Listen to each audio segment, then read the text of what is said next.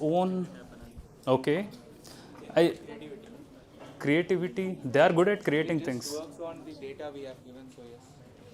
Cannot match human intelligence. It doesn't have. Cannot match human intelligence.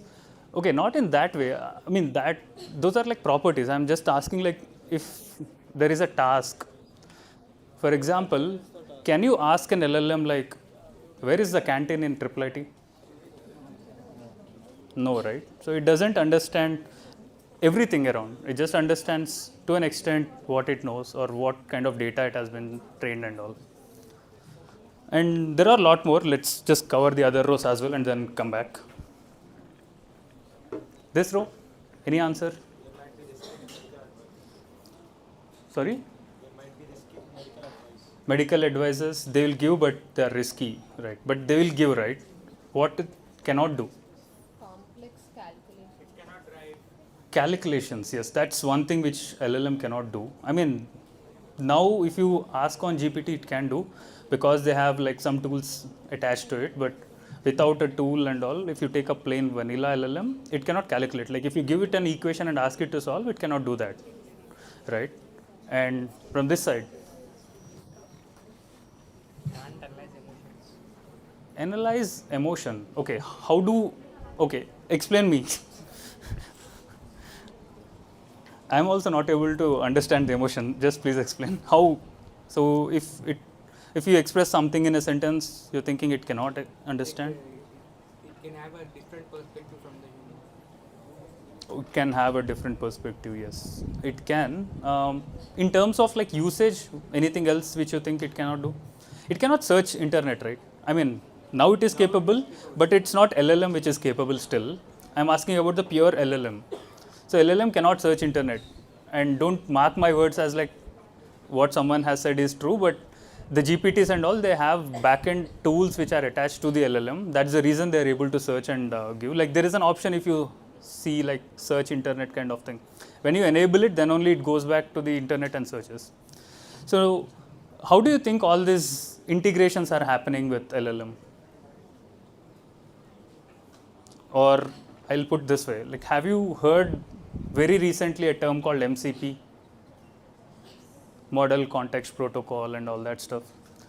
So basically there are these protocols or there are this API kind of things which basically help an LLM to connect or integrate with multiple different systems to make the things work. Now let me wait for this session to come up. I have a presentation. Once it is up, I'll probably, well. By the way, very good answers from every one of you.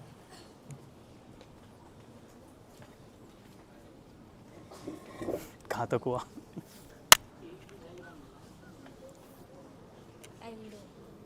Okay. Let's start from all the slides. I have a very old PPT, but I'll try to modify and speak in terms of what's happening late. Yeah. 10-15. Yep.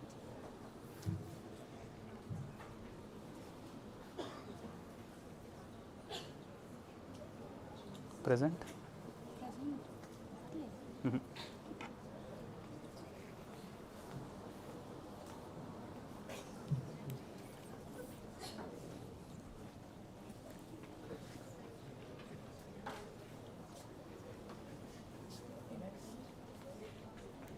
All right. So,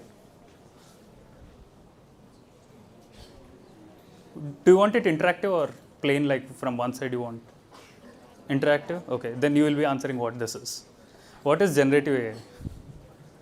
I know you have been hearing this from morning or from last week or from the start of your internship, but I want to iterate it again. It's a PDF. Okay. Answers? Creates things, generate text, generate image, generate video, everything, right? That's the reason we are calling it generative.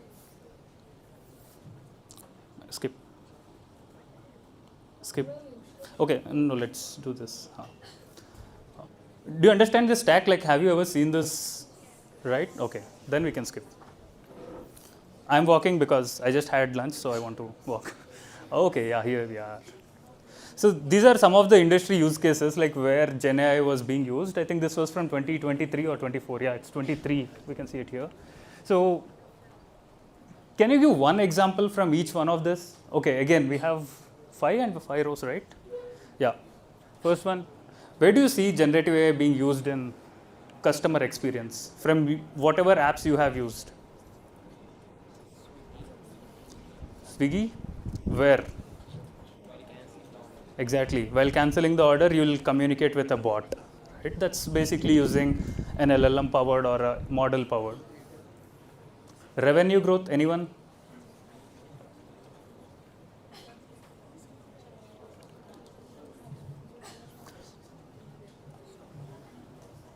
Any example? Or if not, you have used, you might have heard of somewhere. Okay, I'll speak revenue growth in terms of a different way. Like, for example, if I am a company and I have my operations, in order to improve my operations, what is one thing which I need to do? Not operations, like improve my revenue. I basically need to cut down on my cost, right? So, if I want to cut down on my cost, what I need to do? Lay off people, right? So, if I am doing that layoff, who should work? I need someone who needs to do their work. That's where this guy comes in, and not really like laying off, but we'll take some of the work from lot of people, like say hundreds of people. We use AI and combination of like say 10 people, and then I say like I'm saving the 90% of efforts, and that's my revenue growth. Again, the same thing with cost optimization, revenue growth, both. I just mixed it up. Or I can say like in terms of revenue growth, I can employ it to do some product delivery, which was supposed to be done through some software. I would use this. Like for example, I'll take one example. We have one of our client, I don't want to take the name, but they do a photo business. So you upload a photo, they create an album and give out. So previously the designs were basically developed by a person, like a designer and all, right? Now a model can design a complete designing portfolios and all that stuff, and then we can use it. That's where the revenue growth comes in. And in same way, I am eliminating that person, right? The person who was a designer. So both of these terms are like interchangeable. Business continuity. Any idea what this is? Ads. Wow, that is revenue growth. Okay, when do you think a business would stop? What is that? Sorry.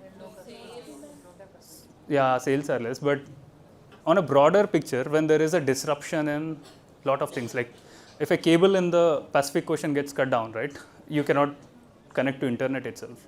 That's completely business disruption. And now when I say AI models are being used there, do you think they go there and fit the wires? No. So they'll basically analyze the logs which are coming out, like there is this bandwidth and all, right, network bandwidth and all that stuff. So there are systems which monitor them, and then the AI model sits on top of those logs and tells like, okay, tomorrow there might be a cut, so you better go or deploy someone now and make sure your business is continuing without any disruption, right? And none of the above. There are a lot of things, like we all use it on our day-to-day lives. Like I use it for preparing these PPTs or creating emails and all that stuff. Yeah. So there are two terms. One was predictive AI and other one is generative AI. So what is predictive AI? Okay. Let me put it in different way. Someone said past data. LLM also is doing the same thing. How is it different? Sorry? Right. That's the difference. So when we say it's generative AI, we are creating something new which was not existing back in our training data. So if I say like, I give like Bharat is a data scientist and explain his qualities, probably it doesn't know who I am, right? It was not trained. But if I have trained a model with complete my biodata and all that stuff, then I can basically say predictive. But I'm mixing up terms, but usually all your traditional statistic based or predictive based models which were used to predict numbers or classifications, all that stuff, Those are predictive AI, these are generative AI side. So these are some of the use cases for predictive AI where generative AI will overlap, but not at an extent of, completely we are using at 100% level. Because in financial forecasting, you can use LLM, you can use generative model, but it will not be 100% sure because it will not be able to create the patterns, or it will not be able to understand the patterns in the historic data like a statistical model would understand. So that's the reason we usually have a specific use cases for generative side, which are more creative and stuff like content creation, fashion, designing, creating new stuff and all. So that's the reason we have generative AI. I think you might have seen these images, right? So these are, okay, can someone guess what model was used or what model itself, but not ChatGPT? How many of you heard Midjourney? Midjourney. Okay. What kind of model is Midjourney? Image generation. Okay. The other word we call scientifically is diffusion model. So there is a concept called stable diffusion, and we try to use this. And specifically here, what we are trying to do is we are doing a style transformation. What we do, these are a set of images, and then that's Pawan Kalyan. We just ask to transfer the style of Pawan Kalyan's face on top of this image so that it appears to be he on, like arranged in this way, right? So the style transformations and all that stuff. So these are part of the generative AI only.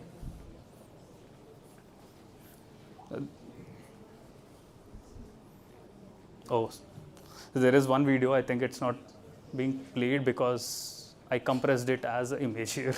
So there is one ad, like this was back in 2022. It's by Coca-Cola. So the Coca-Cola advertisement. So this is completely Coke advertisement, and this was completely created by a data scientist team at Coca-Cola using without any person. Like all the characters, including this face you see, is AI generated. So there was a whole video. You can Google it out and you can look into it. I'll go to the next one. Okay, this will be a bit overwhelming. If you want me to continue on this, I will continue, or else I'll skip this and we'll go to the next one. Continue? Okay. So there are different models. Like I think you have heard of transformers. Sorry, did anyone has any question? Okay. So have you all heard of this GANs, generative adversarial networks? They used to be like the topmost like 4 or 5 years ago, but now it's all vision transformers, which you heard in the morning, right? Vision transformers or vision models.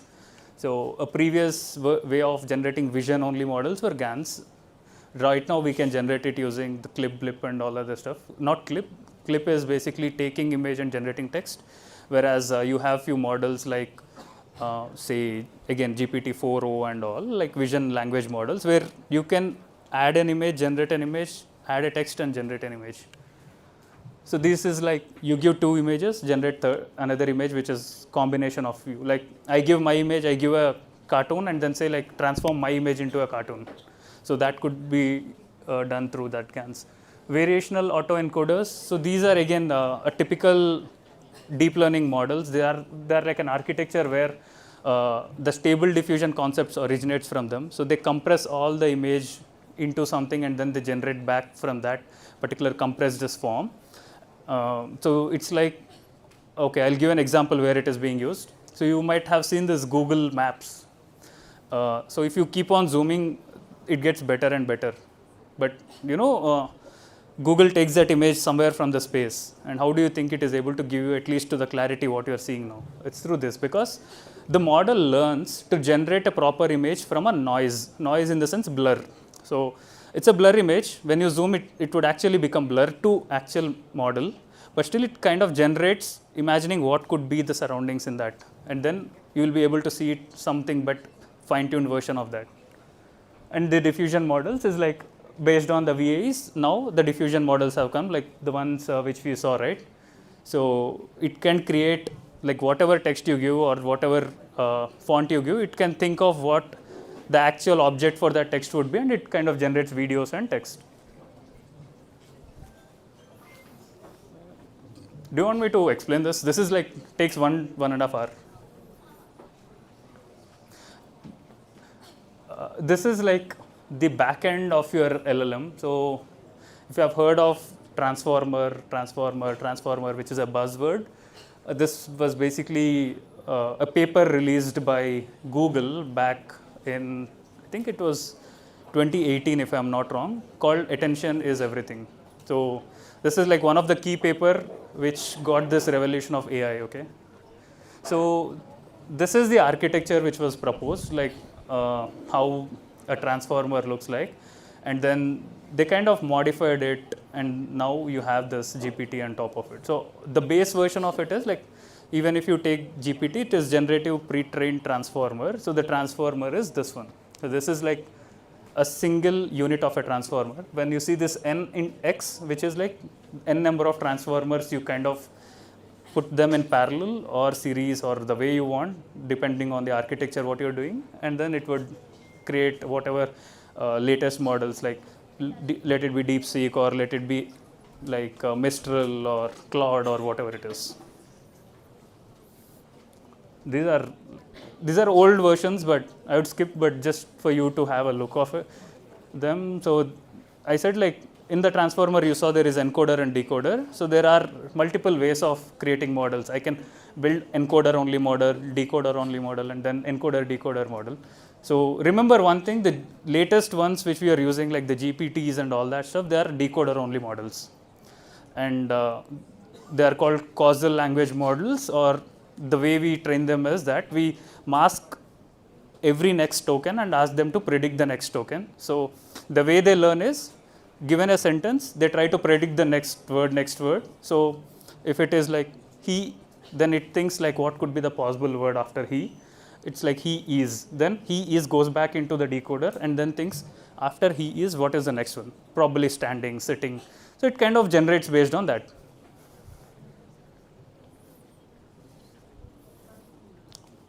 We'll skip this. We can skip this also. Okay, we'll just pause here for a bit. This is this. So when we see this difference of ChatGPT or GPT 3.5 versus 4.4.0, earlier we were not able to send an image because those were text-only models. Now we are able to send an audio, text, or image, anything, right? These are like multi-modals. So multi-modals, basically multiple inputs, multiple outputs. So morning, whatever you have seen, it's a multi-modal kind of. So on transformer, there is a vision projection layer. I was not there, but I've sure showed that.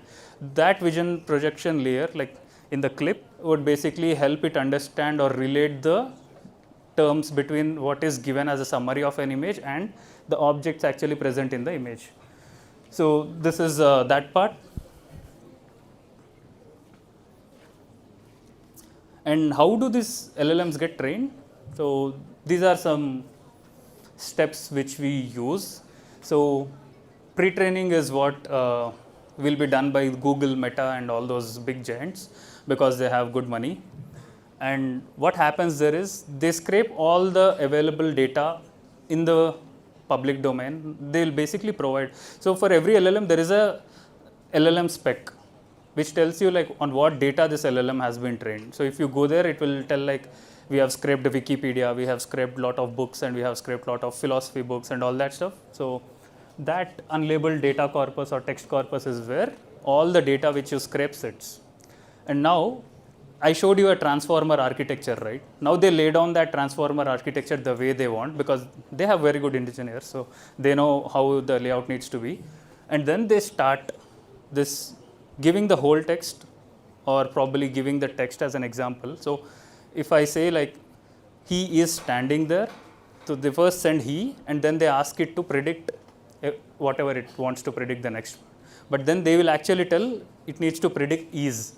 So LLM learns like after he it is. Then this kind of loop iterates and then they're able to finally make LLM whenever I give he as an input, it should predict he is standing there. So that's how the training starts, and this is called pre-training. And Once this pre-training is done, the model which you get is called a fundamental model or a foundation model, okay, or a vanilla LLM you can call. Now, we'll go to the next slide and come back. So this is where I was speaking of the limitations. So one limitation of using the foundation layers because they lack up-to-date data. So when I say this, the reason is for an LLM like of a decent size, let's take, there is a model called Phi2, Phi3, which is like 3 billion parameters.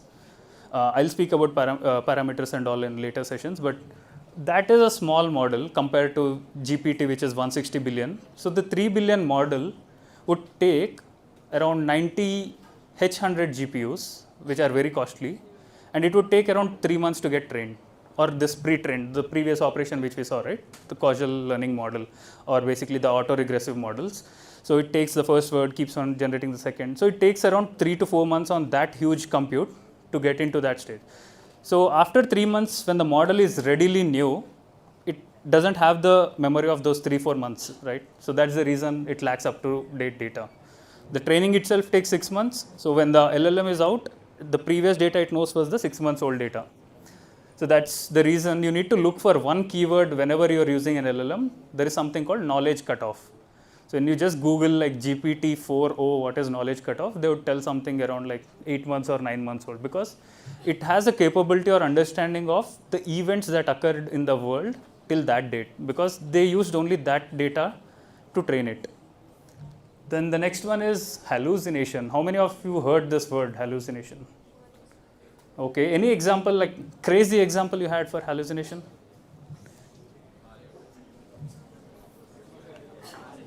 Louder, louder. Like training on data of dogs and cat and giving bird photos to identify. No, that is okay to an extent, I would say, but I'll tell you an example. Like I'll tell you in terms of industry, because that is where we are going to go next. So there was one carrier, I think it was Air Canada or someone, they have put an LLM as their chatbot, okay? And then there was some customer who wanted to cancel his ticket like our guy did on Swiggy, and then went on to that bot, asked like, dude, I want to cancel, and this is my cancellation request and all that stuff. But what he did was, he cancelled his ticket after the journey date, okay? Now the LLM, I don't know whether it was sleeping or whatever it was doing, it thought, okay, this is a genuine case, and then what it did is, it gave a refund, which is a loophole, right? You cannot give a refund to a cancelled ticket after the journey is happening. So I traveled already, then I've just simply put like I want to cancel, and then I got the money back. So the reason why this happened was the hallucination of an LLM made it like assume like this is a genuine case, and then it also gave like you will get a refund. And another important fact is there is no refund policy for the cancelled tickets. So it actually gave. Now he can actually go and sue that, your assistant has said that I'll get a refund and I need to get it. So that's the reason why we need to kind of be very careful while putting this into any of our applications. Some of our friend also quoted an example that they cannot use for a medical purpose, right? This is one of the reason it hallucinates, and it would tell like you would die in 2 days or 3 days also. So please don't Google your symptoms or put it on GPT. And privacy. So again, this is on the context of enterprise. The reason why I'm bringing the context of enterprises or companies are, tomorrow you guys will be working for the companies, if not setting up your own companies. So this would be very important for you to understand that you cannot put a personal data on a model for training. So you cannot ask like, give me the phone number of Amitabh Bachchan, right? So if it gives, then basically Amitabh Bachchan has all the rights to put a PII in fragment or whatever in fragments he can, and then he'll basically get your company closed. And then lack of domain. Anyone can explain this one? Lack of domain orientation. Domain knowledge, yeah. And do you all know the reason why we are all sitting here? That's one thing.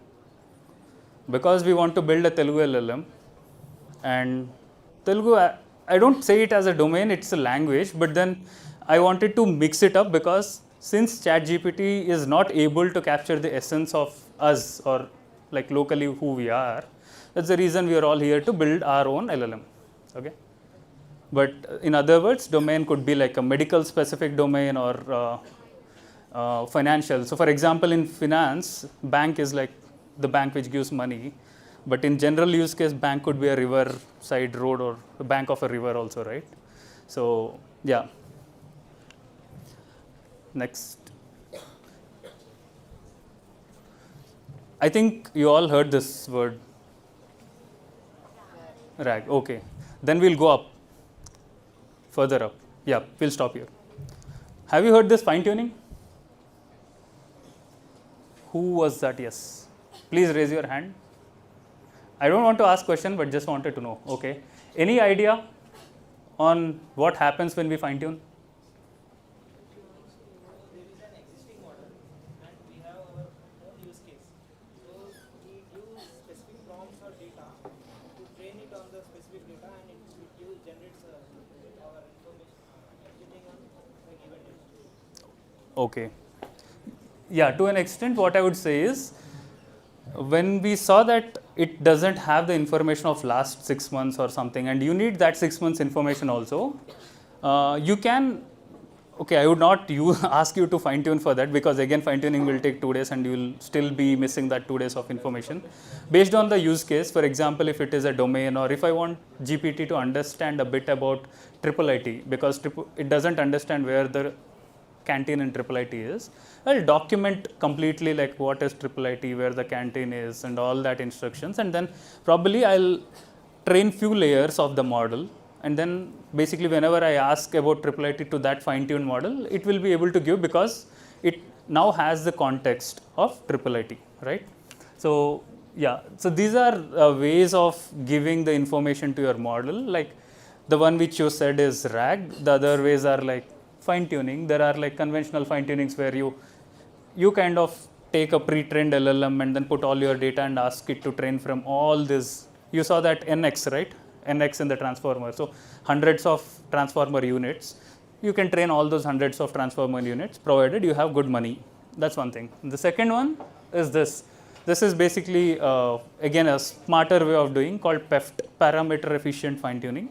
We just take certain layers of the complete architecture of those transformers and then we'll basically tune or train only that particular parts with our data. Now we'll come back to RAG. These are all costly, by the way, so that's the reason we are here. RAG, the cheapest way of giving the context to the LLM and getting the answers delivered by an LLM. And this is very efficient way also because you will be having a lot of use cases in the industry where you cannot put all the information for training. For example, when I say the phone numbers and all that, obviously you cannot train it and also you cannot put it on RAG as well. But one thing is, if you have a good use case where it is very much necessary to generate that phone number or personal information, you can have a controlled way of having like an access protected for that particular LLM and all that stuff. And then you can probably have this in this format so that it is more efficient and more productive. We'll go to the next one. Okay, these are some of the frameworks. Do we have LangChain or anything in our RAG? Basic RAG, ChromaDB से data. Oh, direct ChromaDB and an API. Okay. Fine. Okay. These are few of the frameworks you might have heard of: LangChain, Llama Index, Pydantic AI, Agno, Autogen, all this, Crew.ai. So all these are like LLM frameworks. These were like older ones, LangChain, but now it is basically the LangGraph, if you have heard of. We can use this, but I'll park this for later. You know, I don't want to completely put everything today itself. So we'll do it like probably next week. Okay. Just have a look at these frameworks when you are doing your research or trying to learn. You can skip this. Skip this. Further. Not even here. We'll stop here. Okay, I've skipped a lot of stuff. That's because whatever I'm telling now is linked with LangChain functions. That's the reason all that information was there, but I'll make it generic now. So now I think some of you guys have come and asked like what's happening in the second half, right? And I said like we'll try to build or deploy some applications specific to certain domains or certain aspects. Like I said, we'll give a set of people to build their LLM, which is very good at, say, agriculture information, like basically for farmers and people who are on cultivation side. And on other side, I said like we can also build. How many of you know that tax rules have changed this year? And there are very less people who know that. So why don't we build a chat model which can help people in, clearing their doubts on the latest tax rules and all that stuff. So I thought we'll take these two use cases and then we'll build. But how do we build an AI or generative AI specific application? At a very basic level, like at a prototype level, I would say. So this is my application. So you have this Streamlit applications, I think you guys started building and all. So here is our Streamlit and LLM. So you have like different ways of kind of building your LLMs or hosting your LLMs. So an LLM, you need to host it somewhere for it to work. And how we use this, like there are this GPT key or Gemini key, HF keys, and anyone of you heard this one, Olama? What is that? Sorry? Right, without any internet access, we can access an LLM, right? That's because you are putting that on your own system. So Olama is again a tool for you guys to deploy an LLM or host an LLM on your own laptops or systems. So there are multiple ways, and today we'll pick this one, like API based way, where we take either ChatGPT API or Hugging Face API or probably a Gemini API key, and then what we'll do is we'll basically have this one. Then the OpenAI API is the part where our LLM sits on, and then the third party is where it could be an application or it could be a database. So for us, if you are trying to build an agriculture related things, so if there is any website which basically tells what is the current market price of rice today or any of the pulse today, we'll take the API of that particular website and integrate it with our LLM. Similarly, for the tax rules, either we take any of the API or any of the MCP servers in recent times, if you want to do it like very modern way, take that and then we'll integrate it with our LLM and get the results. So what happens is, person who is accessing the app will first land on this side. So basically, he'll first come to our Streamlit app, and then he queries here, like if he has any doubt, like for example, what is the price of onion on the general market if I want to sell. Now what happens is that request goes to my LLM. LLM could be anywhere, hosted anywhere in these platforms. It could be on my local, and if you are a company and if you are owning this one, you can have your own server and deploy your own LLM directly through Meta or something like that. You can use Olama also, but you can deploy it on your own way through CPPs and all that stuff. But what I'm trying to tell is, it first hits that system with your query, and then it understands what has been asked, and then it knows like where it needs to look at. So if it is a RAG based system, you first hit your vector DB, get the context, and then bring it to the LLM. If it is a tool based system like the API versions and all, you first hit the LLM, let LLM decide what it needs to call, and then it will go back, calls this third party API, comes back to the LLM with the information. Then LLM summarizes the way you want to listen or understand, and then it will give it back to your front end where the user would see. So are you all ready to build this kind of application now? Okay. But before that, how many of you all know what's an API is? Okay. How many of you don't know what is an API is? I don't know. Please raise with me. Who all don't know? Right. That's the reason there is another guy to whom I am passing the mic to explain you what APIs are.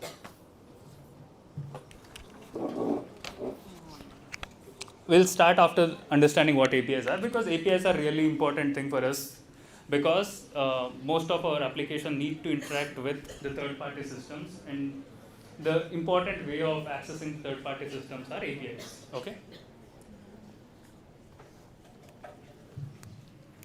ఎలా జరుగుతుంది?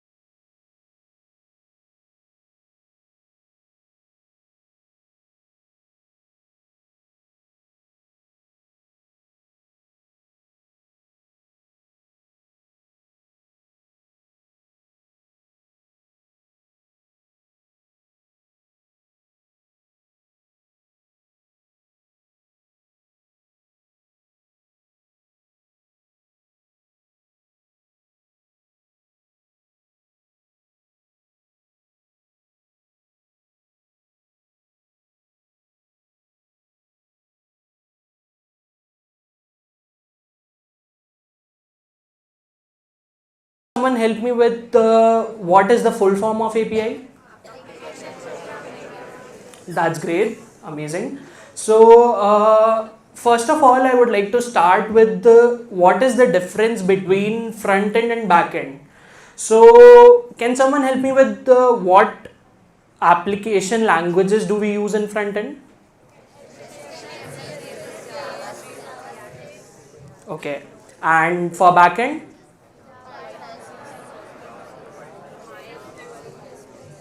Okay, so moving on, where do you think this language is executed? Like for Python, we all know, right, that we install the Python library, we execute our code using that library. For front end, can you tell that which tool actually executes your HTML, CSS code?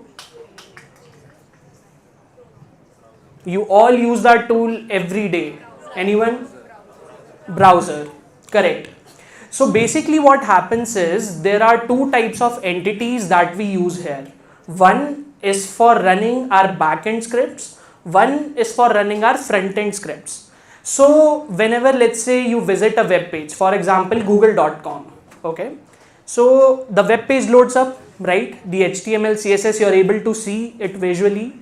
So what is happening behind the scenes is that your web browser is hitting this URL which is hosted on a server, and it downloads the current HTML, CSS file for showing google.com web page. Now that script is executed inside your Chrome or Internet Explorer or whatever browser you are using to show you those elements. Okay, so front end has to do completely with what is being displayed visually to the user. So I hope front end is clear to everyone. Okay, moving on. Now you need to serve some functionality, right? So if it's a Google web page, you need to serve the functionality of web search, right? So when you are making a web search, you give it some input, you click the search button and you get some results, right? Now this is where the backend plays a part. So what the backend server will do is, you'll have something called an API. So the front end will call this API, which will take the user's input, which in our case is the user query. And as soon as that search button is clicked, it will make an API call to a backend server. Now this backend functionality, which is probably written in Python or Node.js or any such backend scripting languages, will take this query, generate some response, and give it back to the front end web page. There, it will be again re-rendered using your front end scripts. So that's how API plays an important part in loading all your web pages. So that's how front end and back end are different. Now, front end can be not just your web pages. Front end is also your mobile applications. So your mobile applications can also use the same API which is being used for a web page and build mobile applications for Android and iOS platforms. So majorly, one thing if you notice that it doesn't matter that which language you're using for backend or which language you're using for front end. That is made possible because of this common interface called API. So as long as you are able to write an API in a language, you can integrate it with potentially any front end language. It can be HTML, CSS, JS, it can be a React JS stack, it can be your Java, it can be Flutter, it can be virtually anything. So is it clear to you guys now that how an API works, why we need separate front end and back end, and how it operates? Come on guys. Amazing.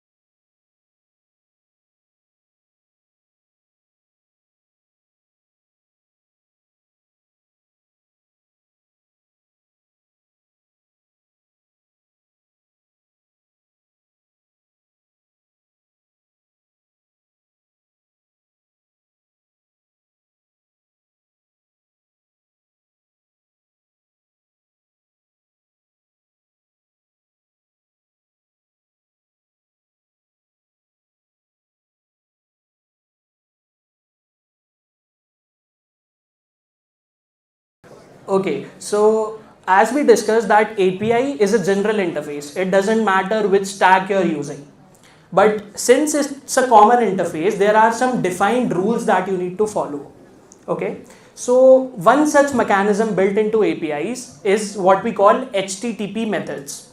So we discussed google.com, right? So you make a query, you give some input to the API and you receive some responses, right? So APIs have multiple use cases. So let's take a simple example of a basic application which takes data as input, stores them into the database, and later when queried returns that database, right?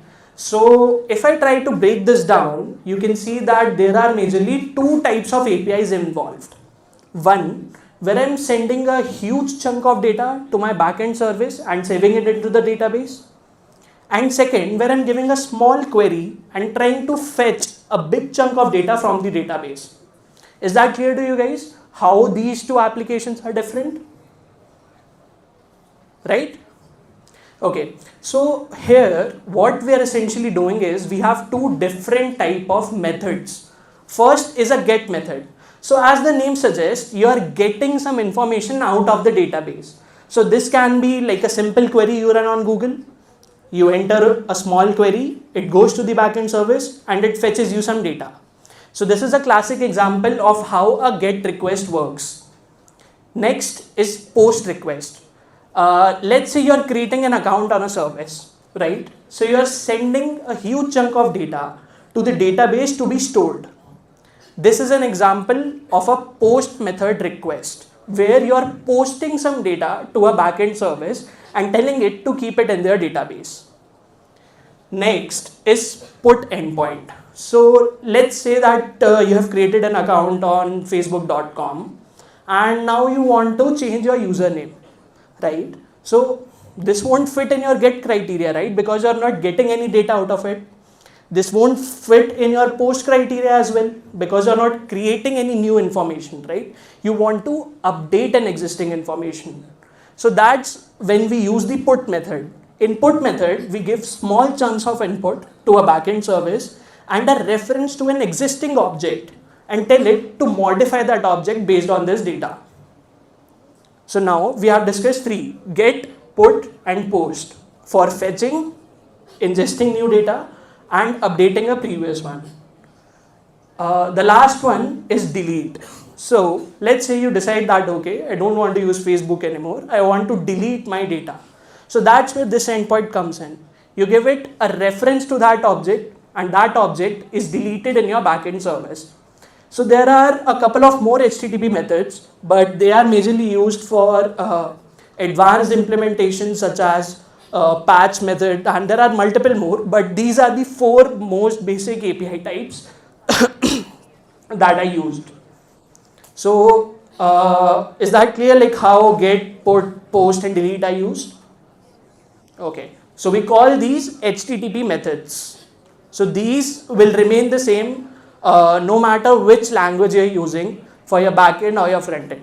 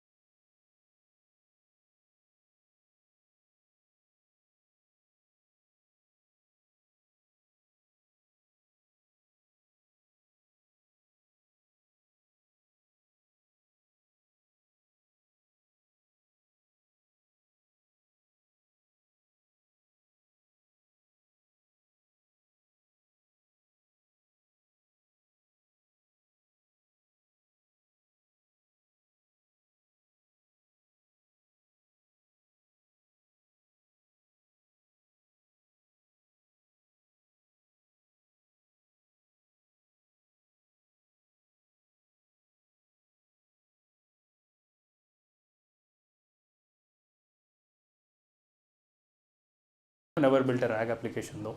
So we all will together build an application.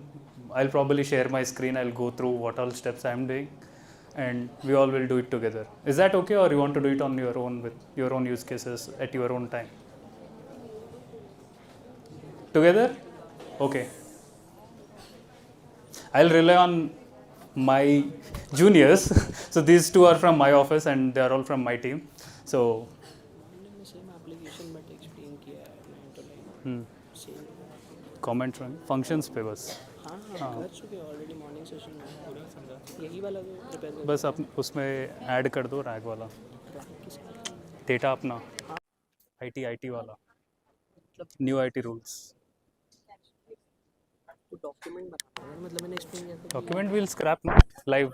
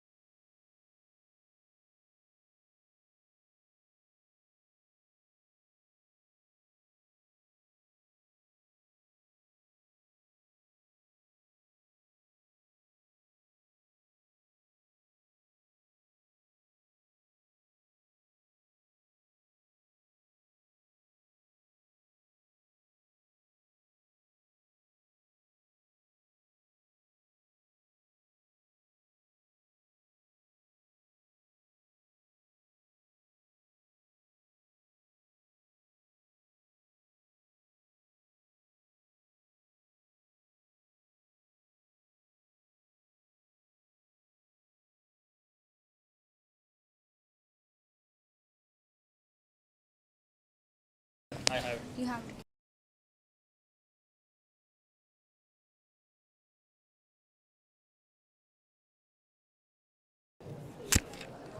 Okay. Just raise your hands who all wants the demo for virtual environment creation. Okay, quite a few. Okay.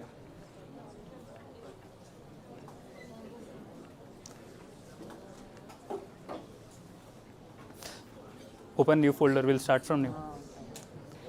Okay, for time saving purpose, we will copy some stuff of code from the morning sessions into now.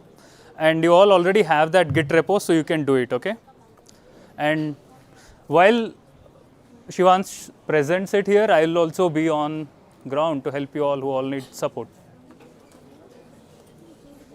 Yes. Once again. Let's go to important thing. Always try to select CMD. Why is it opening here? It should open as a part of terminal. Okay, so from the morning session, how Right, many it is of you remember the package that we used to create a virtual environment?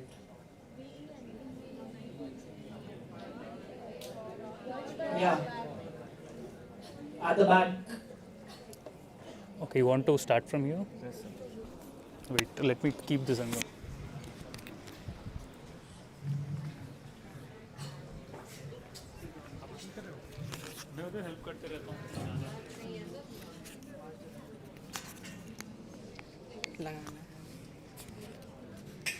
So the package name is VENV, which stands for Virtual Environment. So I'll show you the command that we use to create a new virtual environment. If you already have a Python installation, Terminal, open terminal. Ask them to change it to CMD. That's important. It will be PowerShell. PowerShell. One important thing to note here is that you should be executing these commands in CMD. So if you click here in this launch profile arrow icon, here you'll find multiple options available to you. You should always execute these commands using command prompt rather than PowerShell, which is the default option enabled. So make sure that you're on the command prompt terminal. there, then you write the command python Also, they need to be on the same file or folder. Just reconfirm your location if you are on the same workspace folder there. also make sure that the folder that your code repository resides in is selected here. So your code path should be visible here in the terminal, so that we are sure that whatever folder or directory we are creating is created within our project. So the command is python -m. So this -m stands for Python module. So we are utilizing the module venv. So we need to specify the module name, space, the name of the virtual environment that we want to create. As an industry practice, we use the name .venv. Once I hit enter, you'll see a new directory pops up named .venv. You can tell like they can create any of that instead of So instead of .venv, you can have any other name as well. Fine. Okay. So now that we have created this virtual environment, we want to activate it. In order to activate this, what we need to do is we need to again open our terminal, make sure that we're on the correct project path, verify that we're using command prompt, and then type in the command .venv / scripts with a capital S / activate.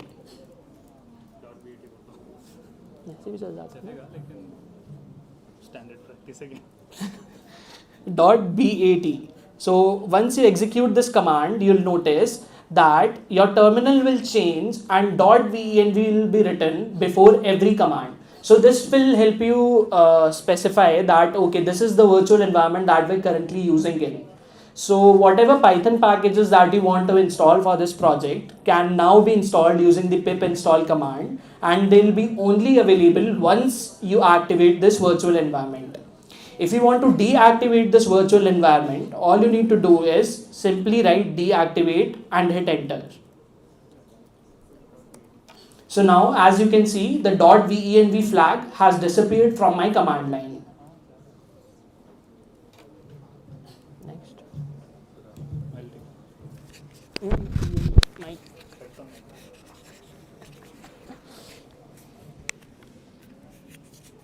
Everyone done with creating environment? Just reactivate if you have deactivated.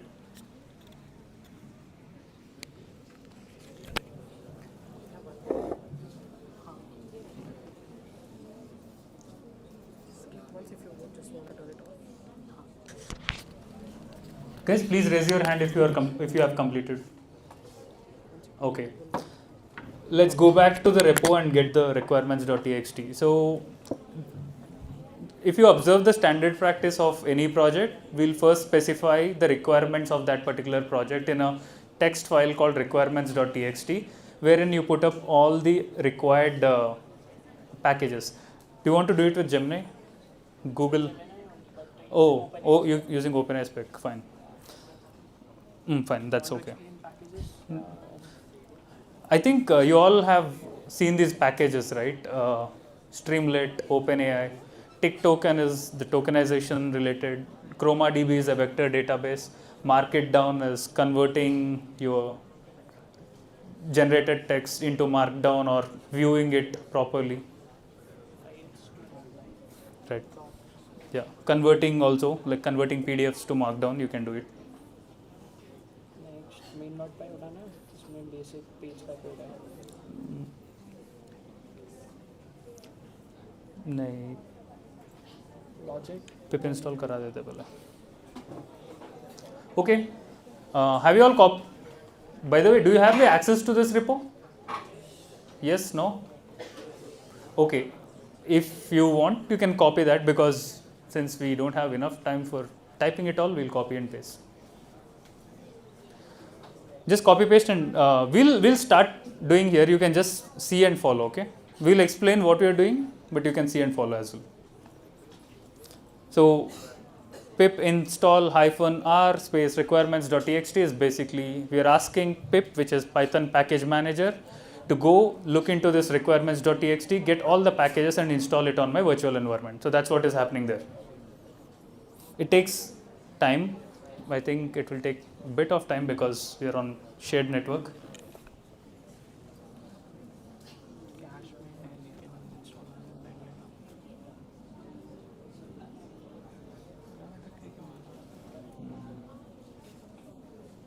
Wi-Fi.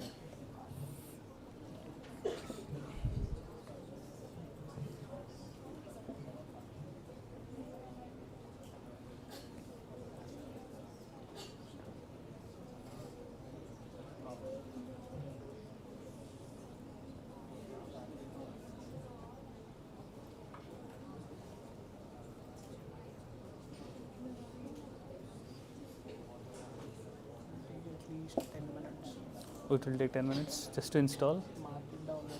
Oh, okay. Mark it down. And all packages of mark it down. Yeah.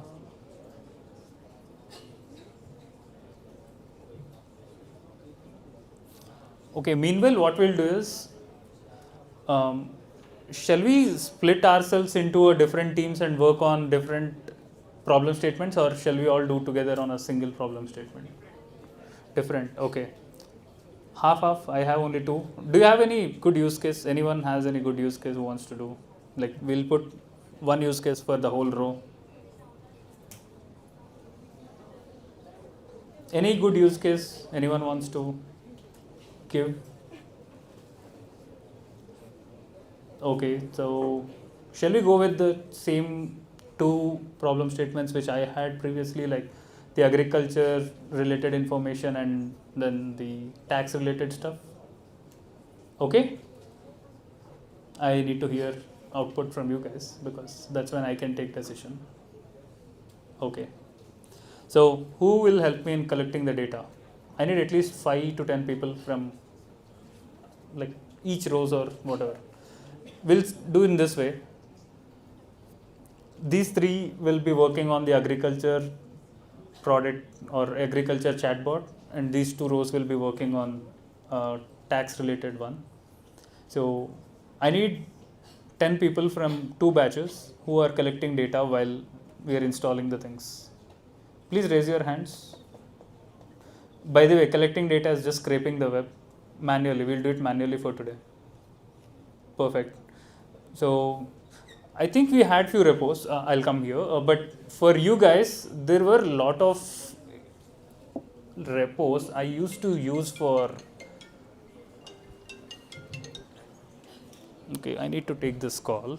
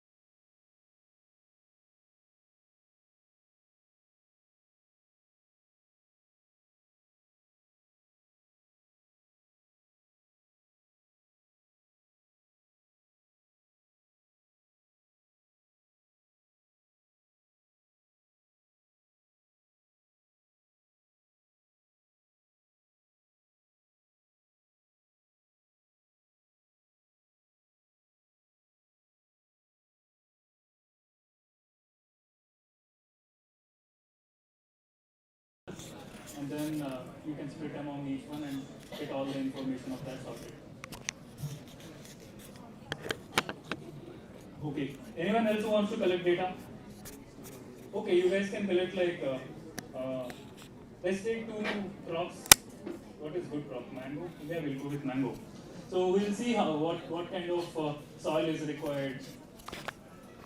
Collect manually. You can search if you have any documents.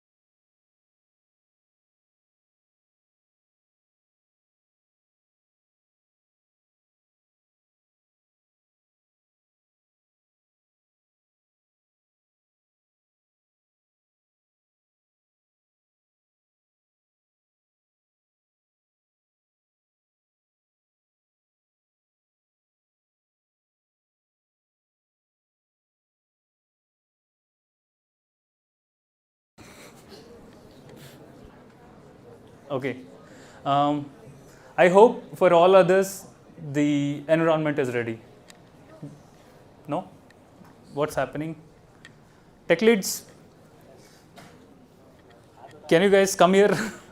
I need five tech leads if they are available. Guys, please keep your hands raised if you are having any issues. We have our tech leads who will come. Guys, please watch out for the people who are looking for help and just go there.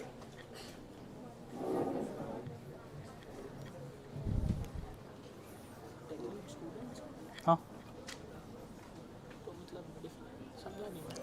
Previous batches.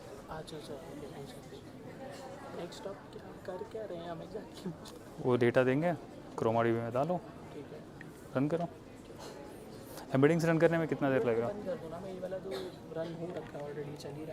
हाँ नहीं हाँ यहाँ पे अगर है तो ये सीधे डाल देंगे ना ये सुबह कोड एक्सप्लेन कर रहे हैं अच्छे से कि कैसे स्ट्रीमलेट ऐप बनता है इसका और बैकएंड कैसे लिखा हुआ है इसका मतलब लॉजिक लेकिन एग्जांपल भी दिखाया होगा कुछ करंट अफेयर्स का दिखाया था मैंने अच्छा उसमें डेटा बनाया चैटजीपीटी से 20 न्यूज़ ऑफ जून 2025 और उसके बेस पे Q&A करके दिखाया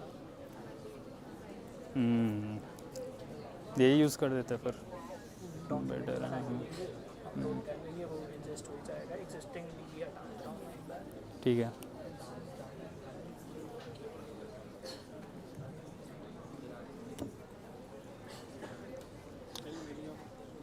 Don't have the GitHub link. Okay. Guys, for those who don't have the GitHub link, we'll be showing you the QR.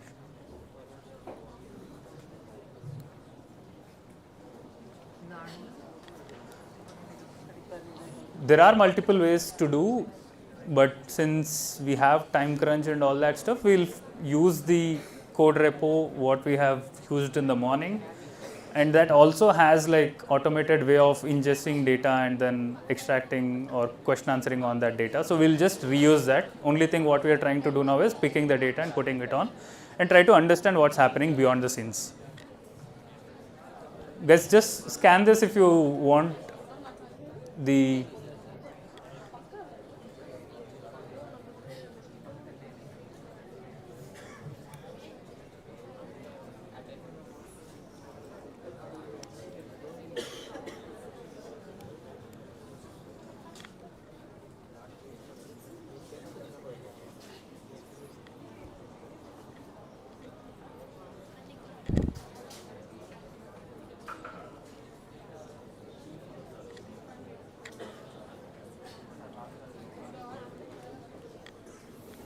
I hope you have scanned.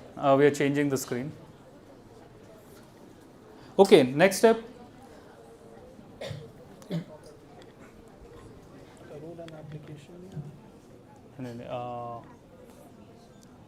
Let me look at it. GenAI में ये सारे answer with context वगैरह, text chunking के, summarization के और LLM call, ठीक है, virtual environment से उठा रहा है. क्रोमा सर्विसेज में इंजेक्शन और क्वेरी के लिए फंक्शंस हैं. Okay. ठीक है. एंड उसके बाद ये आपके स्ट्रीमलेट. हाँ, that's fine. That's fine. ये चैटबॉट हो I गया. think- ये आपका UPC का प्रोजेक्ट है.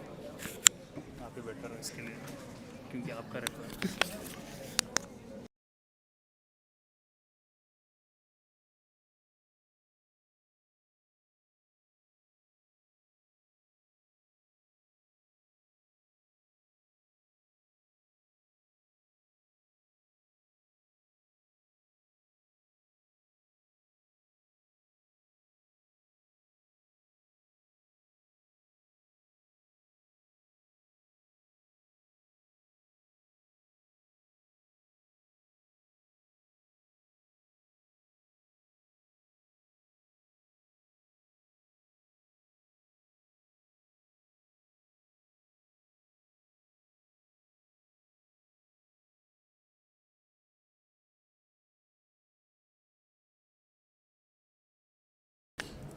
Now we have our environment ready, and then people are collecting data.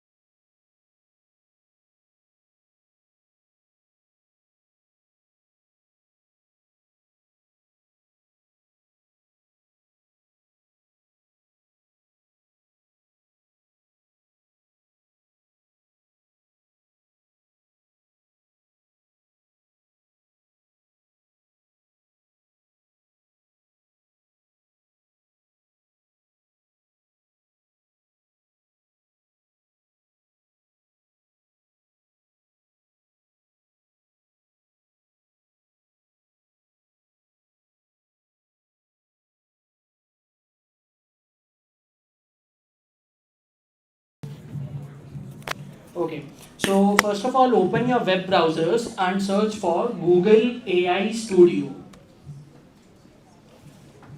So, is everyone on this page? Okay, so click the first link which says aistudio.google.com.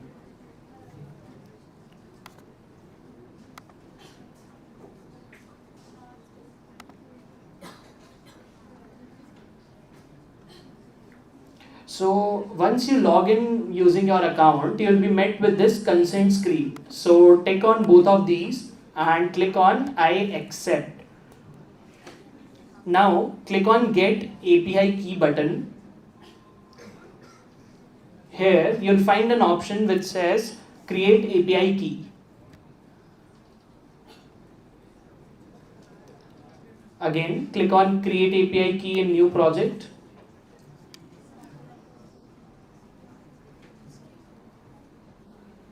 Here you'll see an API key has been generated for you. So if you go back to the project repo that we shared earlier, in template.env, you'll find a variable named model API key. So we need to take the API key and put it here.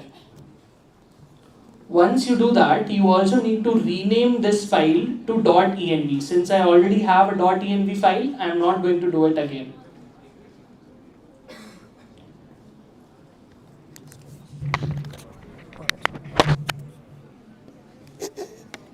So this is how you can get a model API key for Gemini 2.0 Flash model, which is built by Google. Now we're going to inference this model using OpenAI API. So one thing to clarify here, we're just using the OpenAI API to access a model from Google. So we are not using any of the OpenAI models. The way we accomplish this is by putting in a base URL. So the base URL suggests that where my model is located. So right now we are pointing it to the generative language service from Google rather than the service from OpenAI. So this is how we are able to inference the Google model using OpenAI. Can we once define inferencing for them? Inferencing, short.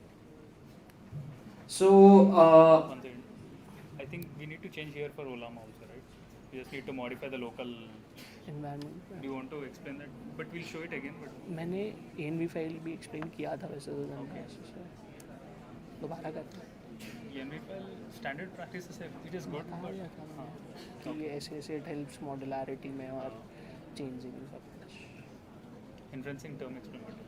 ठीक है. So one term that I used here was inferencing. So can any one of you help me with what do you mean by inferencing? Anyone? No one? Wow. No one of you heard inferencing good?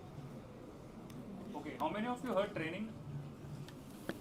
Model training? Yeah. What is model inferencing? Okay. What will you do once you train your model? Test. Okay. How do you test? Okay, that's like tradition.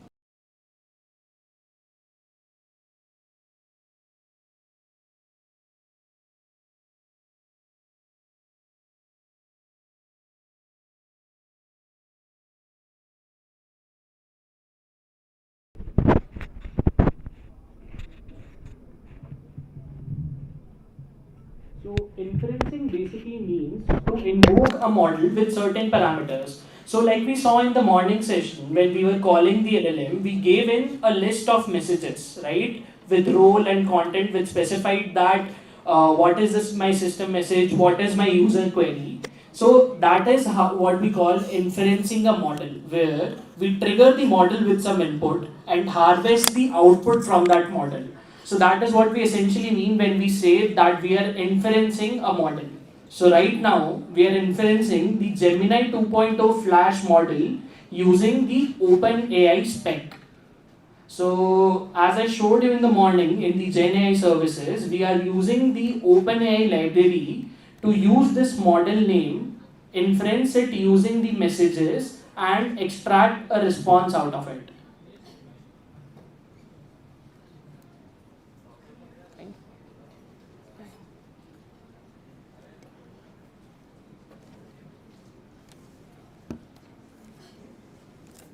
Bharat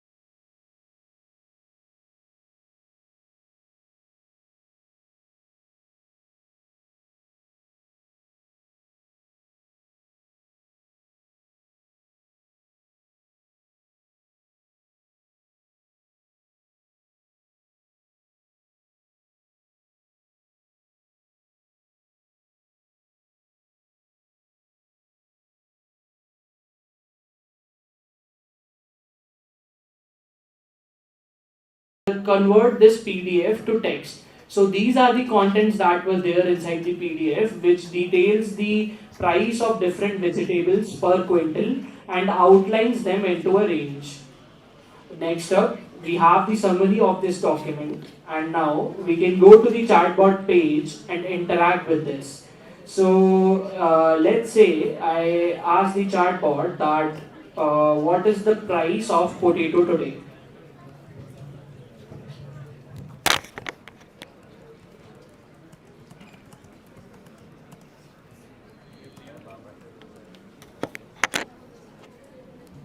So as we can see from the document, it has outlined that the price of potato is somewhere between 2400. So it has also shown that what was the retrieve context based on which it has provided us with a response. So as we can see in the ingestion document chunk, we have this mentioned that potato price has ranged from 2400 to 4200 per quintal. So, as we demonstrated, you can build your own personal RAG-based systems based on any documents that you might have, or let's say if you're targeting a specific domain, so you can collect all the data for that specific domain in multiple formats, be it PDFs, text files, presentations, docx files, anything at all, using the mark it down library, convert it into text, chunk it down into small pieces,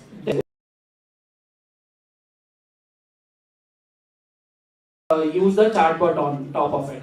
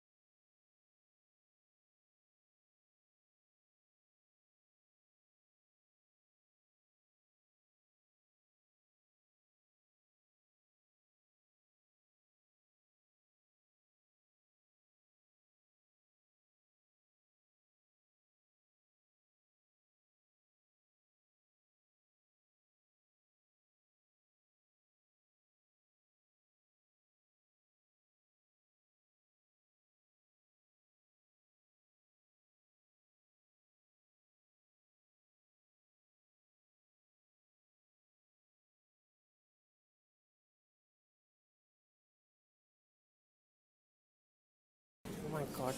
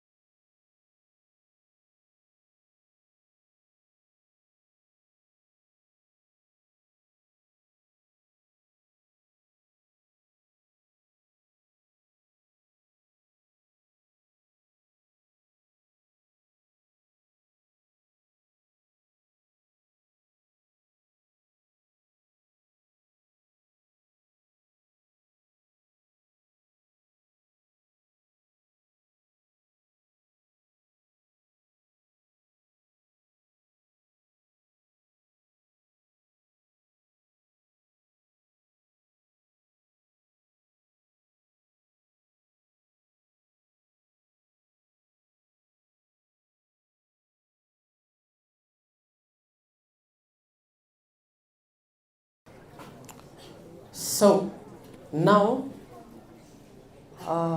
what would you say if I just say we can quickly make our own AI assistants in 5 minutes? It will not even take 5 minutes to quickly, deploy our AI assistants and send it to your friends such that they can also chat with your AI assistant. How many of you have your Hugging Face accounts here? Accounts in Hugging Face. Quickly, everybody log in into their Hugging Face accounts, and who don't have, quickly sign in. Sign up. Sign up for Hugging Face. Quick. I'll also do it parallelly with you.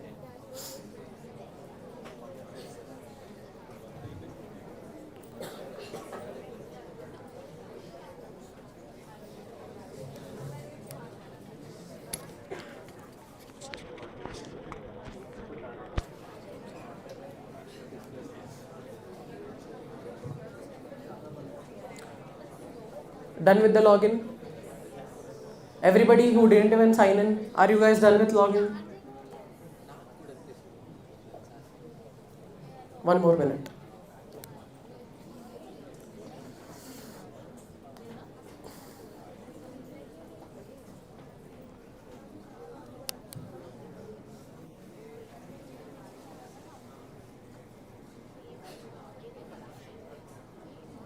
Dikshit, Hugging Face. Log in into Hugging Face.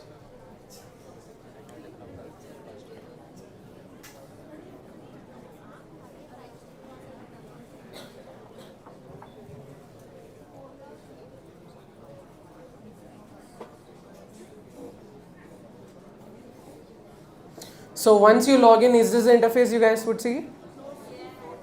What is the problem? What is the error? What does it say? We had to rate limit you if you, maybe you tried too many times to log in. Hotspots if you are facing such issues, because so many are accessing the same internet, they might think it's some sort of issue or some other hacking practice. So if you are getting such errors, you have to connect to your personal hotspot. Okay, how many have logged in? Hugging Face. Why this entire row didn't? Raise your hands properly, so that I can understand how many are following me. Okay, I'm giving 1 more minute to just get it. Quick.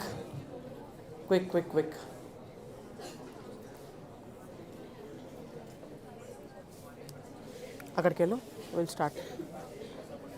Huh? More than 50% are following. They'll at least understand.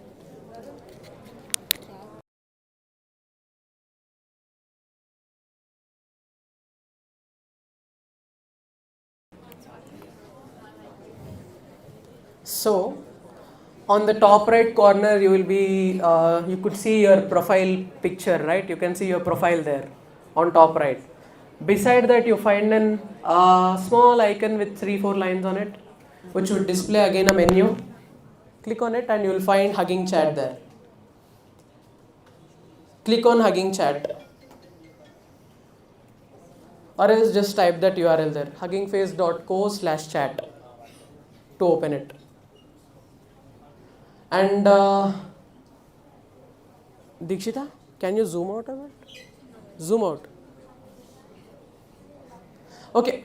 On left bottom, you will be able to see that as an option called assistant, models and all. Can you guys find assistant? Click on assistant.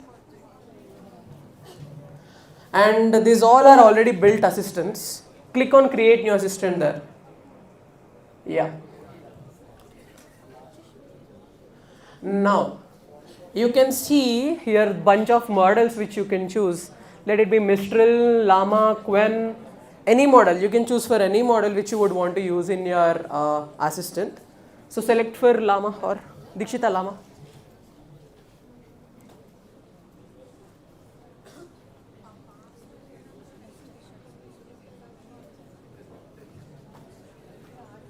Can you just close it? Once close it.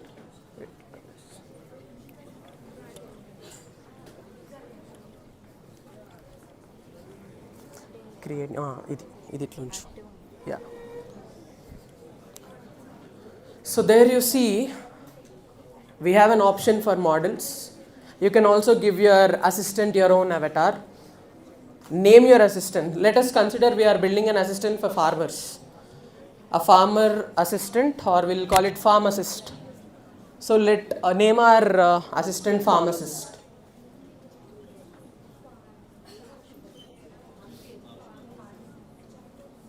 Okay. Okay, we are calling it farm assist. We can also upload an avatar if needed. Description is something for users to understand. What is your assistant basically for? What do people use your assistant for is the description. Now just simply write, it's an assistant for us to assist farmers, an AI assistant for farmers, something like that. So we have selected here, see if you see here, you will find the model option. You can select for any model you want, any open source model. Let that be Quen, Llama. And this is important. On the right side, you found this, you will act as text box, right? You found that text box, right? In that, the instruction has to be mentioned very clearly. What is it? What is the role of the assistant? Okay. Most of the assistants which we are using right now might not be personal, right? Or rigid enough to get accurate answers. What are the assistants we are using daily? What are the AI assistants which we are using on daily basis? Okay, ChatGPT. And I am asking about AI assistants. How many of you are using Apple here? Apple products. So Siri is an AI assistant. Okay. So that you will act as text box is very important, where you have to mention the role of AI assistant. Now it can be anything. For now, here you can prompt your own stuff using GPT and paste it here also. Like what is its role? You can structure it using GPT and paste it here for any of the AI. And start messages are some default options which we would provide for users. Dishita?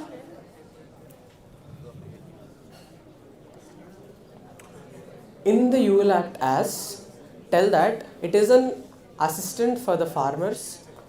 It should suggest the farmers with latest technology which would help farm. Okay.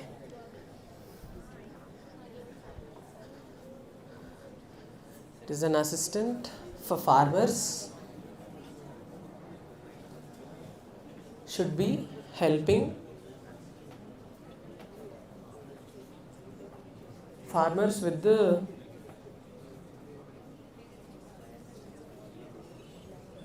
latest technological updates. Now, I have few more suggestions for you guys. In this you will act as text box. You can also give few examples there on how the assistant should answer questions. Let's say your assistant should answer in a way such that it's making the other person laugh. Let's say that. Okay. Now, for your assistant to answer like that, you should give it few examples in that box. Okay, let's say so you will put some question and answer in a way that you would want your assistant to answer. Okay, few examples. More the examples, the more it's better. Okay. Once you do it, here you have another option again for internet access. You can give it such permissions, your assistant such permissions, and once it's done, you can just simply click create. Start messages are something which you want to provide users defaultly, like hey, quickly tell me about recent updates, or hello, what is current weather, something like that. When I'm talking about farmers right now, so now yours would be different again. How many of you guys are following me? Making their AI assistants right now. Dishta, click create.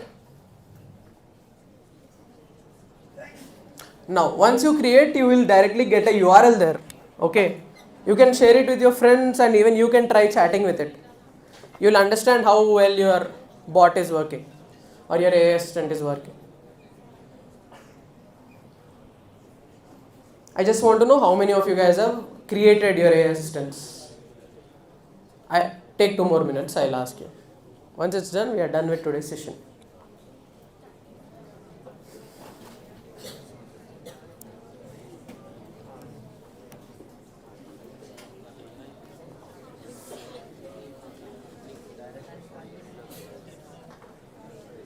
Done?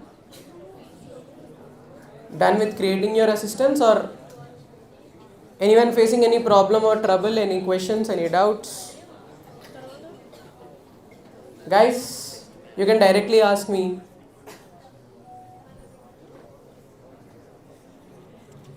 Quickly raise your hands if you have created your assistant. Very less. People who are following me were more. What is the blocker?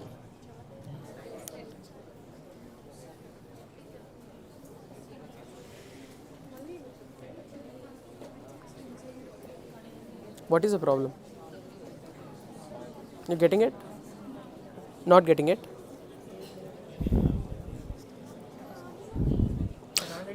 Close this. I'll tell you. Close it. Where were you? Hugging chat. Okay. Go back to hugging face. ఇది close చేయి. ఇక్కడ assistants మీద click చేయి కింద. Now create. Okay, guys, anybody are facing any blocker, just tell me quick. Let's end today's session. Any problem? How many of you created till now? Created AI assistant? What is the problem here?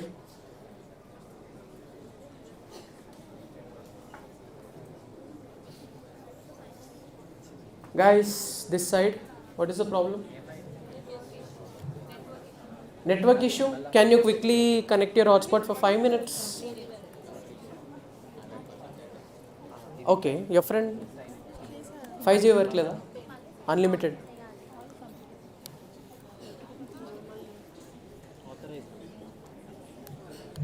Guys in the back, created your AI assistants? I need a response, quick response. Tech leads who have already created their AI assistants, please help them.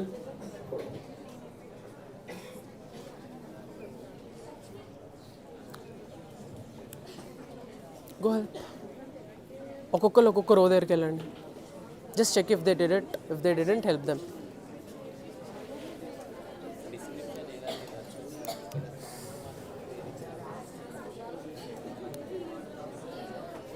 Stop streaming.